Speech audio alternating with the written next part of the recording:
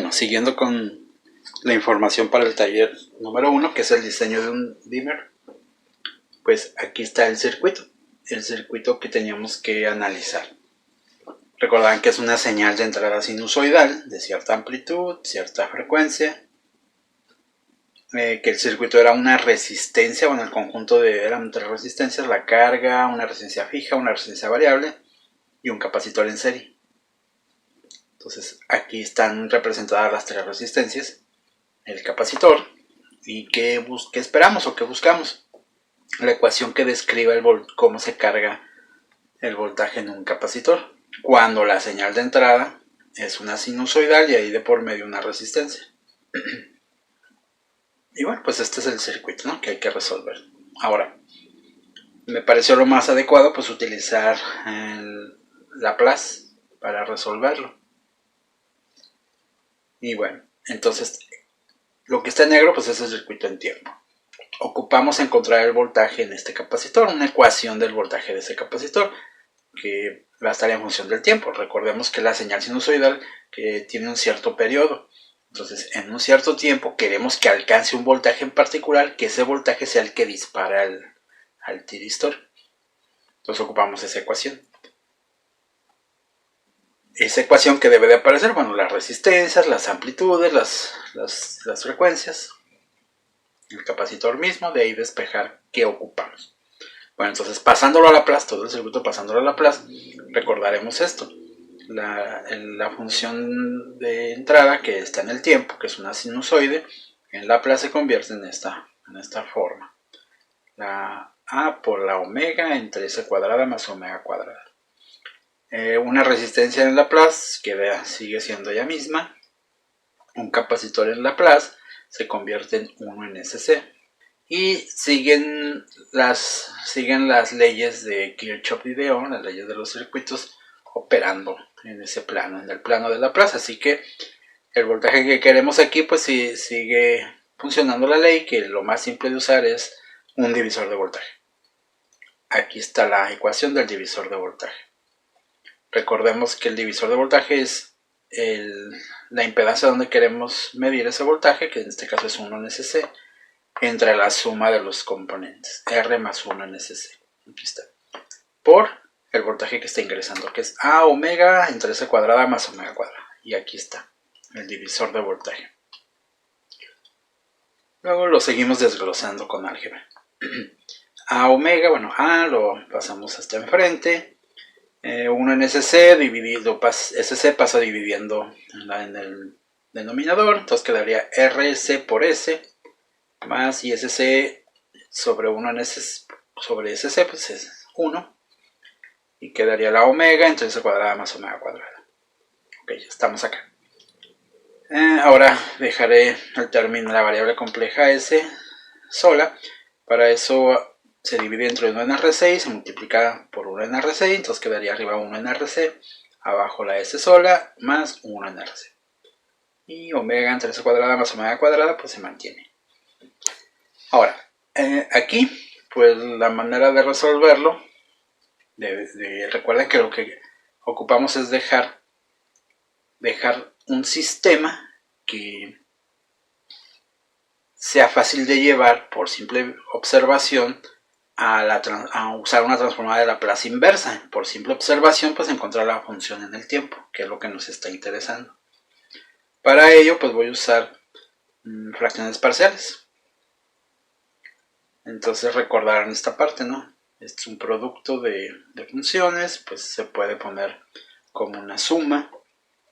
Va a haber una constante K1 sobre S más 1 en RC, y arriba, como este está al cuadrado, S cuadrada, pues sería una constante 2 multiplicada por la variable S más una constante 3. ¿Okay? Entonces, a resolverlo. Se multiplican cruzados, entonces de un lado sería, bueno, en la parte superior va a quedar A omega sobre 1 en RC. Multiplicando cruzados sería K1 por S cuadrada más omega cuadrada y K2S más K3 por S más 1 en RC. Se hace la operación K1 por S cuadrada más K1 por omega cuadrada más K2S por S es K2S cuadrada, K2S por 1 NRC, K2 por S entre 1 NRC, digo sobre RC, K3 por S y K3 entre RC. Agrupamos los términos de la variable compleja común, sería, aquí están S cuadrada y S cuadrada, entonces K1 más K2. S sería K2 entre RC y K3. Y las constantes sería K1 omega cuadrada y K3 entre RC. Ok. Como esto es igual a una constante, entonces esta parte es igual a esta parte vale 0 y esta parte vale 0. Acá está K1 más K2 vale 0, K2 entre RC más K3 vale 0, y K1 omega cuadrada más K3 entre RC es igual a omega entre RC.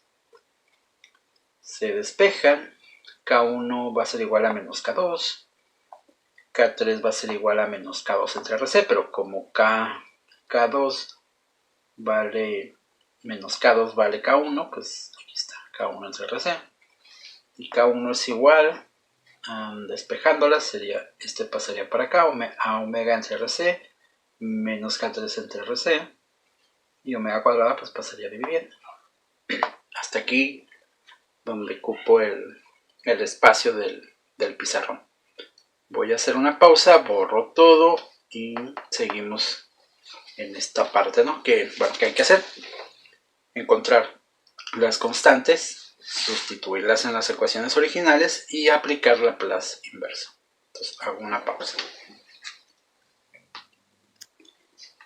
Bueno, haciendo la sustitución de las constantes, el resultado es este, que K1 vale a omega RC sobre R cuadrada C cuadrada omega cuadrada más 1. Que K2 pues es el mismo K1 pero de signo contrario. Y K3 sustituyendo en esta ecuación pues da este valor. Okay. Ahora voy a poner la ecuación original con cada uno de estos términos. Hago otra pausa. Bueno, listo, sustituyendo las constantes K1, K2 y K3 en la ecuación original, pues queda este sistema, bueno, esta ecuación. Y pues ya es susceptible de convertirlo a aplicar la transformada de Laplace inversa, usando una tabla, ¿no?, de transformadas inversas, directas e inversas. Entonces el resultado que sería aplicando Laplace inverso, encontramos lo siguiente, que el voltaje en el capacitor en Laplace pues se convierte al voltaje en el capacitor en el tiempo, que el primer término es una exponencial en el tiempo con una constante ahí se observa. Lo voy a colocar, sería a omega RC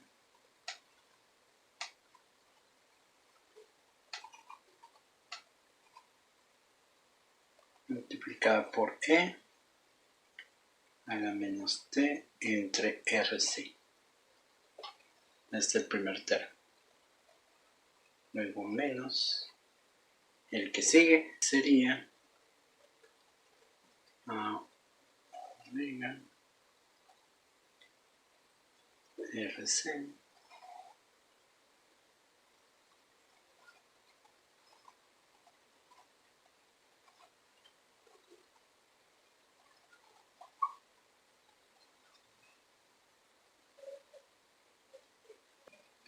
y el último punto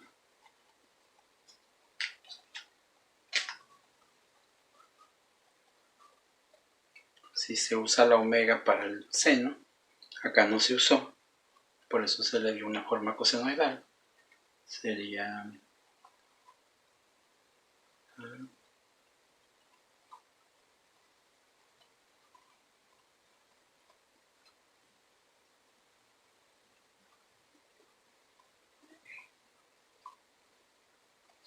ahí está. Vemos que esta es la ecuación resultante, sustituyendo las constantes K1, K2 y K3. Y luego pues simplemente aplicamos la transformada inversa de Laplace. Ya a través de una tabla pues ya podemos ver esos resultados. Vean, el primer término pues es una exponencial con esta amplitud. El segundo término se dejó como una cosenoide. Y el tercer término se utilizó la omega de arriba para dejarlo como una sinusoide. Podrían haberse dejado también sinusoides o usar una identidad trigonométrica aquí y resolverlo, ¿no? Para dejar una sola función, solo que aparecería un ángulo.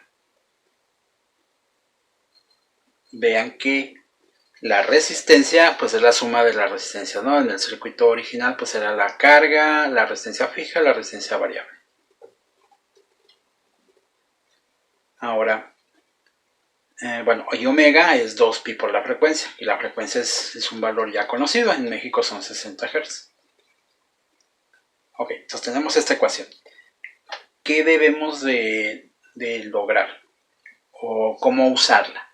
Recordemos que este voltaje, el voltaje del capacitor, va directamente a la compuerta del tiristor.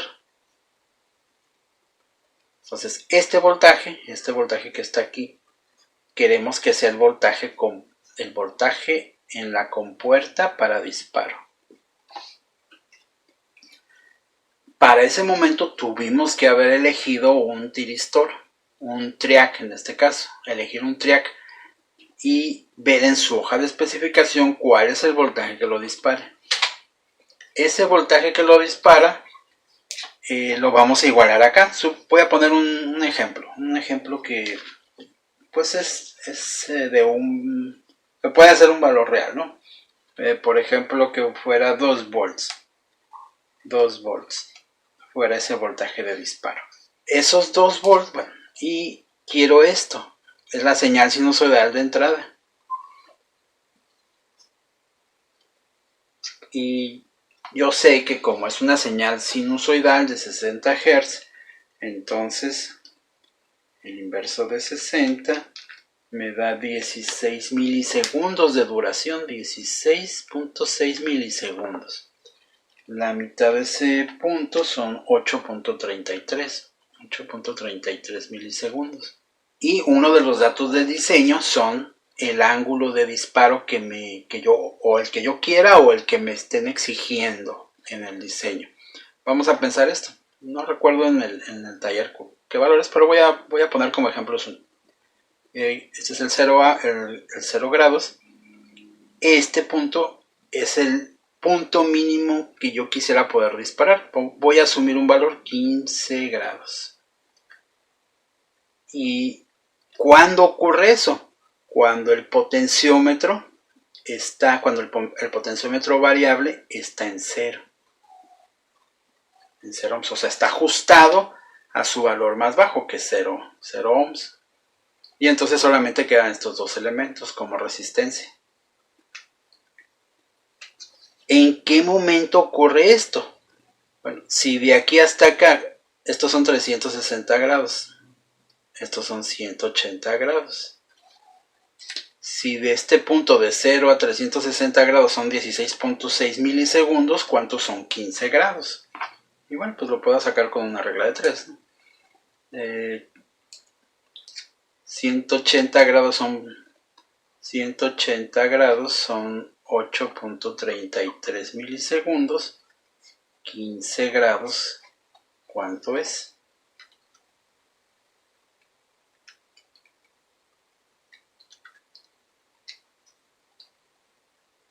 Y da como resultado 0.69 milisegundos. 0.69 milisegundos pues es el equivalente a 15 grados, un ángulo de disparo de 15 grados. Entonces yo quiero que en ese lugar, en esos 15 grados, ¿qué tiempo hay?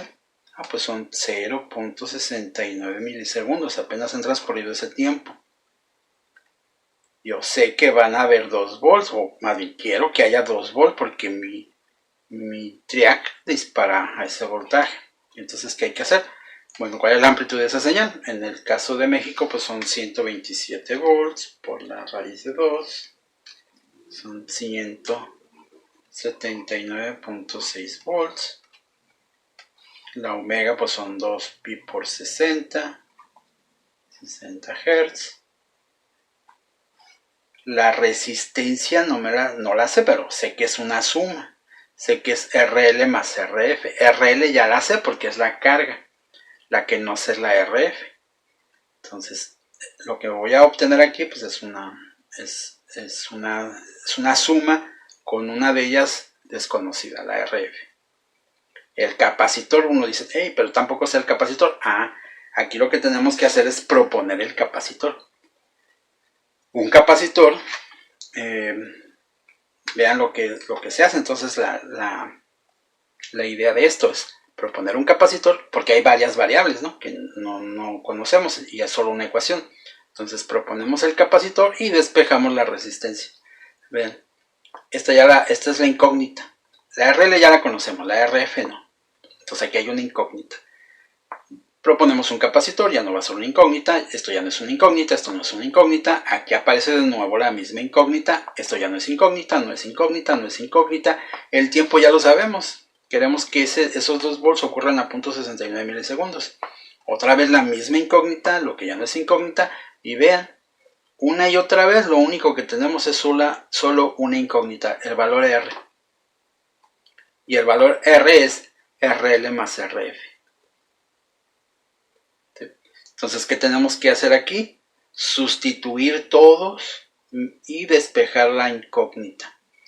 Vean que el despeje es una ecuación que me parece que no es posible despejarla. Y esa ecuación, entonces, ¿cómo se soluciona? Bueno, pues con un método numérico o una calculadora. Una calculadora, introduzcamos todas las condiciones y que nos encuentre qué valor de resistencia me da la igualdad. ¿Sí? Ahí está la resistencia que no conocemos. Usamos un capacitor que hay que proponer. Sugerencia, eso es así muy común.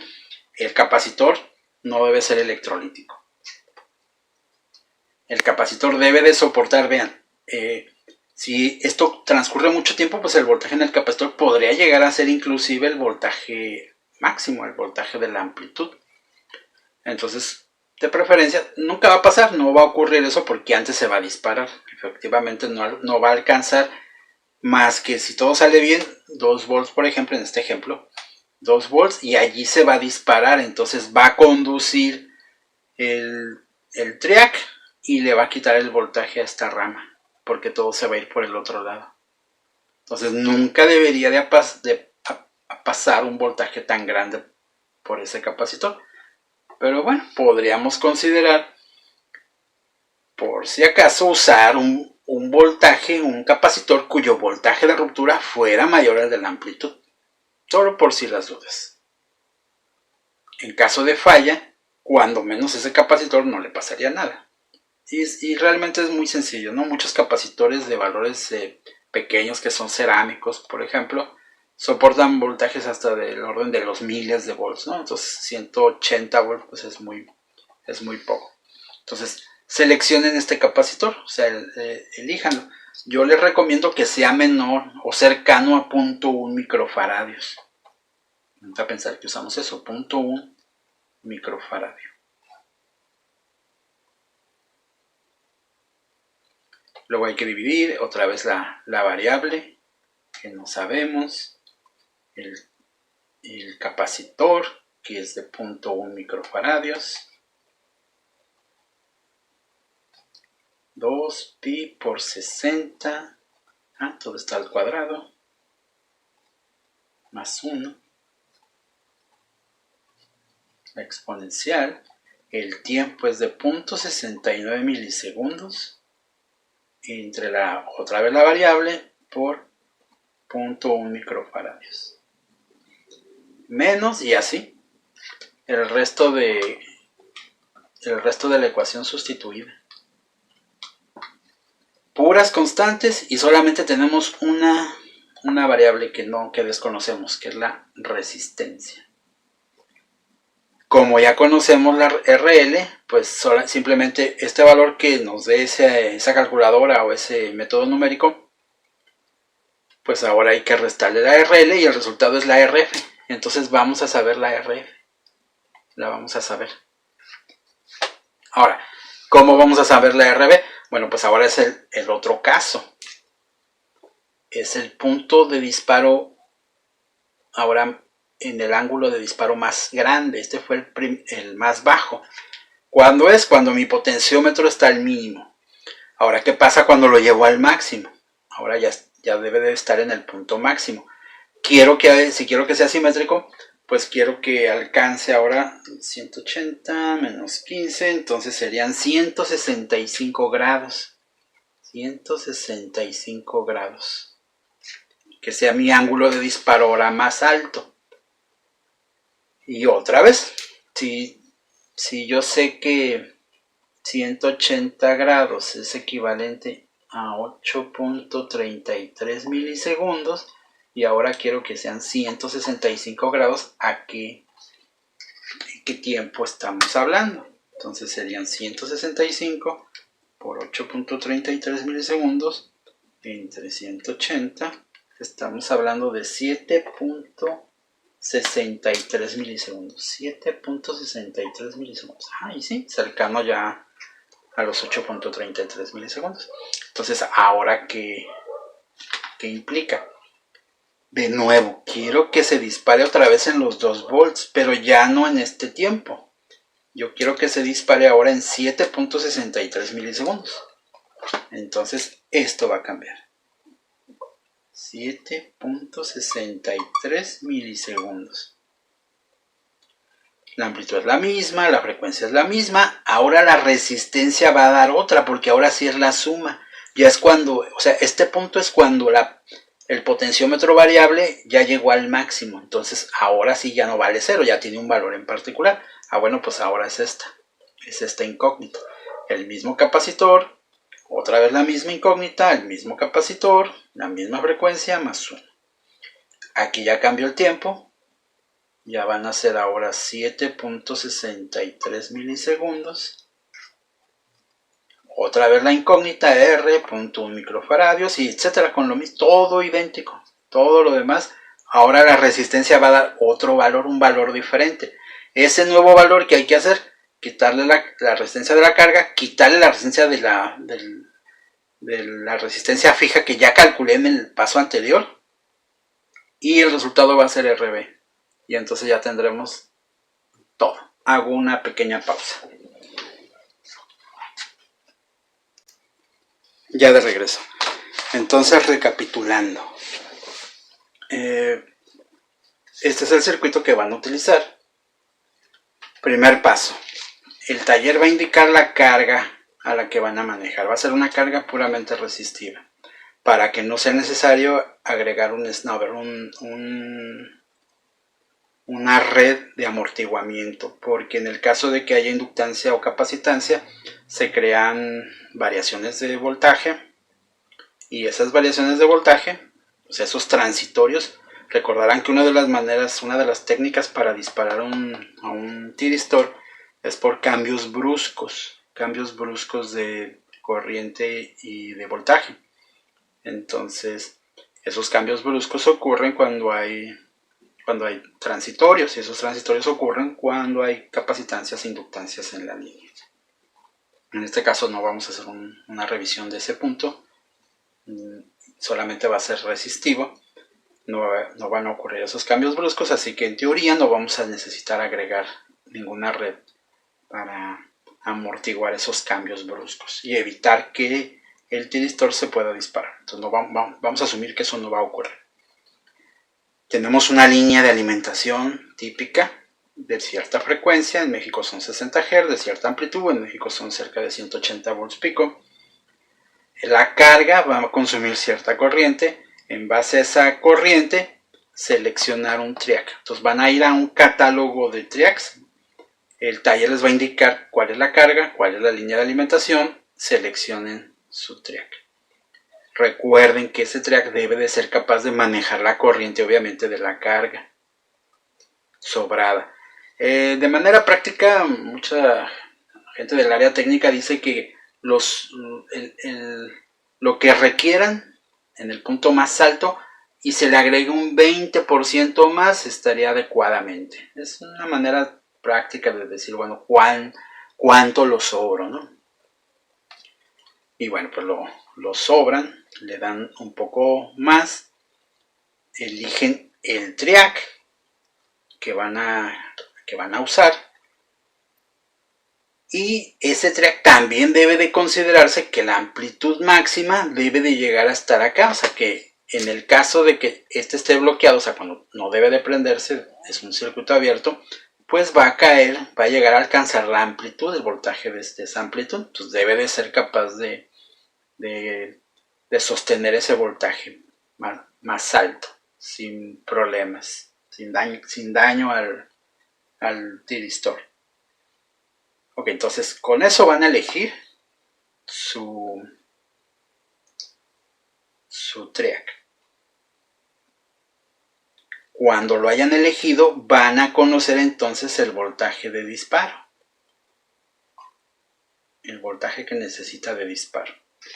Y entonces ahora sí van a saber en la ecuación que hace rato estaba aquí abajo, van a saber cuál es ese voltaje que deben de alcanzar. Si recuerden que son dos cuadrantes diferentes en los que se va a disparar. Si quisieran que fuera más simétrico, o usan un quadrac que ya incluye un diac, o ustedes lo ponen por fuera, le ponen un diac,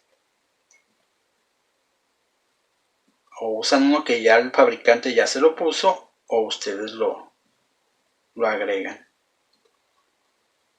Si usan un diac, entonces obviamente el disparo pues ya no es este voltaje, ya es un voltaje más atrás, el del diac. Van a un catálogo de diacs y dicen, pues este me agrada, o sea, elijo un triac, y supongamos que en uno de los cuadrantes dice, son 2 volts, y en el otro cuadrante que también se va a disparar dice, son 3 volts, y ustedes dicen, uy, no me gusta, no me agrada que esté dispar. Entonces, ¿qué tienen que hacer? Conseguir un diac. Y ese diac debe de ser más de 3 volts. ¿Qué va a pasar entonces? Lo va a disparar. Supongamos que consiguen un diac que se dispara a 10 volts. Pues ahora se va a disparar en 10 volts en un sentido y en 10 volts en el otro, porque no es él el que se dispara, es este. Y cuando se dispare, pues les va a entregar el voltaje que requiere su triac. Entonces, si ponen un diac, pues entonces el diac ahora es el que va a poner el voltaje de disparo. Y sus cálculos aquí cambiarían. Entonces, en vez de ser 2 o 3, pues ahora serían 10 volts. ¿Sí? Tal vez puedan pensar ahorita, bueno, si en un sentido son 2 volts y en el otro sentido son 3 volts, bueno, pues calculo las resistencias a 2 volts y luego calculo la resistencia a 3 volts. Y no tiene lógica, porque solamente son estas dos resistencias. O sea, no voy a poner más resistencias ni voy a hacer nada para que sea simétrico, o sea, no es la idea. La idea es que use solo estas dos resistencias y estas dos resistencias sirvan para un lado y sirvan para el otro. Simplemente no usar el triac simétrico. Ok, entonces eligen el triac, en base a las características del triac, calculan para el ángulo de disparo, que va a ser una de las características de las especificaciones del taller, pues les va a indicar el ángulo de disparo mínimo son tantos grados. Ese mínimo es cuando este esté así, cuando valga 0 la resistencia variable. Y luego va a decir, y el ángulo máximo para disparar es tanto. Bueno, pues es ahora cuando ese potenciómetro está al máximo. ¿Sí? Y pues es esta ecuación. O sea, no es un problema muy complicado en realidad. Ocupan una calculadora para resolver esa ecuación, o MATLAB o algún software, ¿no?, para resolverla. Otro detalle, también les pide que no se vaya a quemar. Obviamente es muy importante siempre los diseños de electrónica que no se queme aún alcanzando cierta temperatura. Por ejemplo, si van a utilizar un triac de este tipo, que el que elijan, supongamos que son de los más comunes, ¿no? De lo que venden, lo que hay en el mercado más típico, este tipo de encapsulados. Este tipo de encapsulados, recordarán, estos ya es conocimientos de electrónicas anteriores. Recuerden que todos los componentes electrónicos tienen una temperatura en la unión que tiene un valor máximo. Alcanzando ese valor se quema. Entonces es un valor máximo.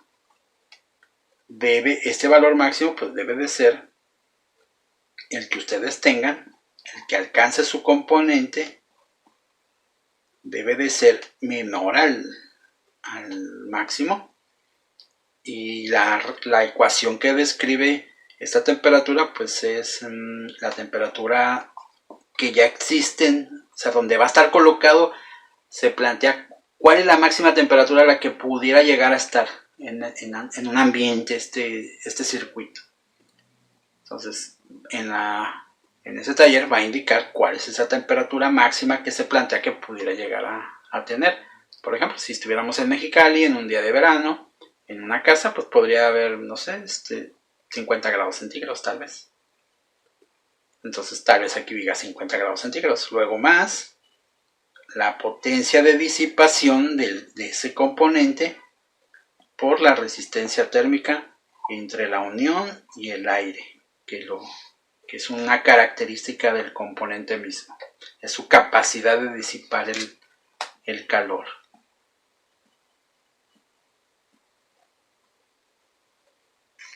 ¿Sí? Este es un dato del diseño. Este es de la hoja de especificación del que hayan elegido. Hay inclusive SSRs que los ven y pues son como transistores de pequeña señal, son SSRs o triacs de pequeña señal, son muy pequeñitos. Esta resistencia térmica es muy grande, entonces tal vez no sea para este caso, seguramente. Y la potencia de disipación, ¿cómo obtengo la potencia de disipación? Bueno, pues siempre es la potencia, es voltaje por corriente. ¿Qué corriente va a fluir por acá? Pues la corriente de la carga. Cuando esté operando, porque es ese caso, ¿no? Cuando está bloqueado es un circuito abierto, no tiene corriente, no hay potencia, no hay consumo de potencia. Tiene mucho voltaje, de hecho todo el voltaje, pero no consume potencia, porque no hay corriente. Pero cuando se cierra, cuando es un interruptor cerrado, consume corriente. ¿Qué corriente? Pues la que maneje la carga. ¿Sí?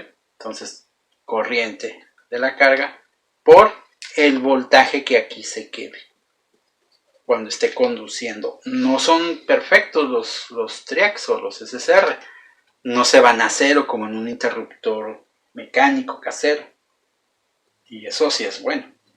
No ocurre eso en uno de estado sólido, se queda con voltaje, y ese voltaje pues ¿dónde lo van a ver? Bueno, pues igual en la hoja de especificaciones del triac. Lo van a encontrar como voltaje en estado encendido. Y andará por allí tal vez entre 1 a 3 volts. De 1 a 3 volts. Es lo típico. Entonces vean ese dato en hoja de especificación. El producto de la corriente que maneja la carga por ese voltaje pues va a ser la potencia de disipación de ese componente. Lo multiplican por la resistencia térmica que tenga ese encapsulado, debe de venir en la hoja de especificación. Lo multiplican, lo suman al lugar donde se asume que puede llegar a estar funcionando ese aparato, en el peor caso, de la más alta temperatura en el donde queremos que llegue a funcionar sin quemarse. Y el resultado es una temperatura en la unión, o sea, una temperatura allá adentro, va a estar aquí, y esa temperatura debe de ser menor a la temperatura máxima, que también viene en la hoja de especificación. El fabricante nos dice hasta cuánto puede llegar a soportar ese componente. Entonces más vale que que este producto más suma sea menor el resultado a ese valor. Si no lo es, ¿qué implica? Que debemos de cambiarnos de triac a uno de menor resistencia térmica entre la unión y el aire. ¿Y eso qué implicaría? Bueno, pues entonces comprar un triac que sea de este estilo, ¿no? Hay unos que son de este estilo, igual que los transistores.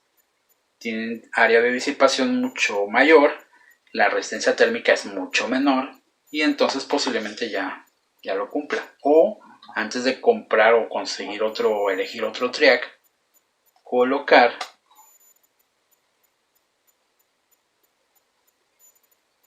un disipador de calor. Cuando se coloca un disipador de calor, recuerden esa parte. Lo que se está haciendo es cambiar la resistencia térmica. La del componente original se está cambiando por una nueva. Ya no va a ser solamente la de él. Ahora se está haciendo esto. La resistencia térmica va a ser la de la unión, la de allá adentro, hasta el encapsulado, que es una característica también de hoja de especificaciones del componente. El fabricante nos lo indica.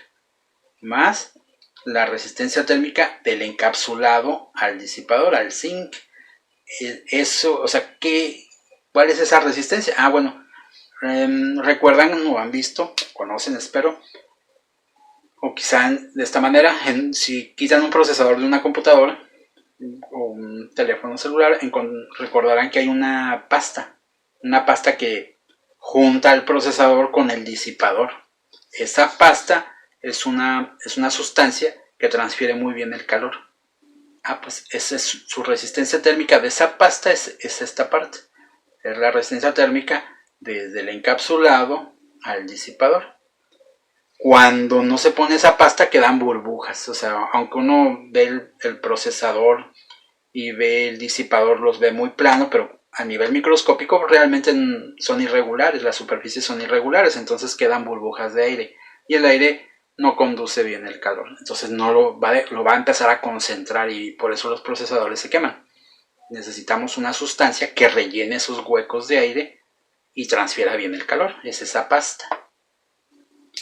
Las pastas las venden y el fabricante nos indica esa resistencia térmica. No pasa de 3 grados centígrados por watt.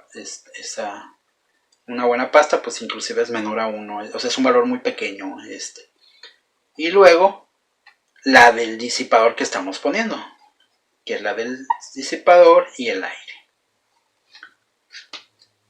Todo esto debe dar como resultado un valor menor al que puede soportar. Y es ahí, como ya es el fabricante del componente que estamos usando, este es de la pasta que vamos a usar, pues entonces este es el elemento que vamos a comprar. O sea, comprar un disipador que tenga una resistencia térmica de tal valor, y ese valor pues va a hacer que no se queme nuestro componente. Vamos a un catálogo de disipadores y vemos los valores que el fabricante vende y elegimos el adecuado, ¿sí?